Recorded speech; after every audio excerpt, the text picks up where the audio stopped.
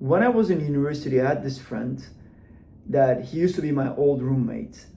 And when I used to live with him, funny enough that it would be very difficult to get him out. He always wanted to be in the house. He didn't want to really socialize. And basically, I remember I went to see my family during like a winter break, and I came back. It was like a 3 weeks break. And when I came back home, I just find out that 3 weeks he didn't even leave the house. But why am I telling you this? So over the years, I started my own business, I started doing other things in life, and I also get the chance to learn a lot about myself. And I find out that I'm an extrovert. And back in the days, I would know I'm an extrovert, but I didn't know the term. So I wouldn't really try to understand what are like extroverts really strengths are and XYZ. But currently the internet created this reality that you have to stay locked in to achieve your goals. You have to really be in isolation. You have to basically constantly be with yourself.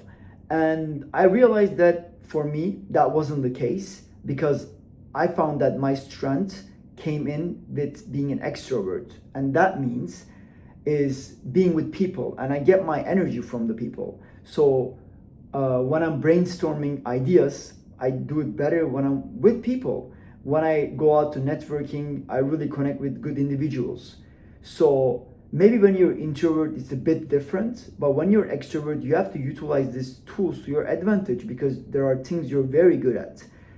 But when I used to watch those YouTube videos from these people that are creating great content, by the way, and I don't want to name like the creators, but most of those advice are coming from an introversion thinking.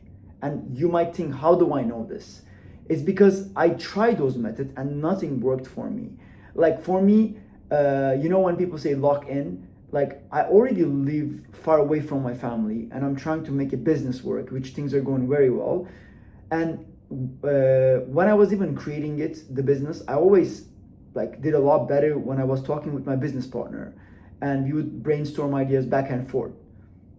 But when you're introvert, it's a bit like you always want to solve the problems in your head rather than talking to other people, and you come to conclusion in your head most of the time.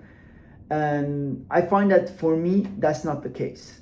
So I'm talking about this subject because you are sometimes taking advice from people on the internet that are completely different than you. They can spend a lot more time alone, they're not bothered by it, and they're a lot more introverted than you. And some of them, they're a little bit autistic, which you might not even see it, but it's the truth. And in these cases, while you're like not even introvert and you're listening to these people and you're being like, why am I not like them? Why I don't operate like them? Why I do not think like them? That's because why I'm not successful. But I'll tell you the truth. The reason why you're not where you want to be, it's not because of them, or like it's because of you, because you're not really tapping it down to your own strengths. And you can't expect to achieve your own goals by trying to be someone else. Like if somebody tells you lock in, and for them staying at home 6 months, not socializing is normal, and for you it's not normal, then you shouldn't do that. Like you shouldn't really do that. But due to internet, social media, we came to conclusion that the best success comes with isolation. You have to spend a lot of time alone. I agree, it's good to spend time alone. I agree that you need to learn to be with yourself. But that doesn't mean that you should have to be full in isolation. You have to really understand who you are as a person, and you can do that by asking to people around you as well. You can be like, what do you think I'm good at? And then you can assess yourself. Each time you're trying to be someone else and you're trying to live their own operating system in your own brain, in your own body, you're not gonna make anything happen in your life.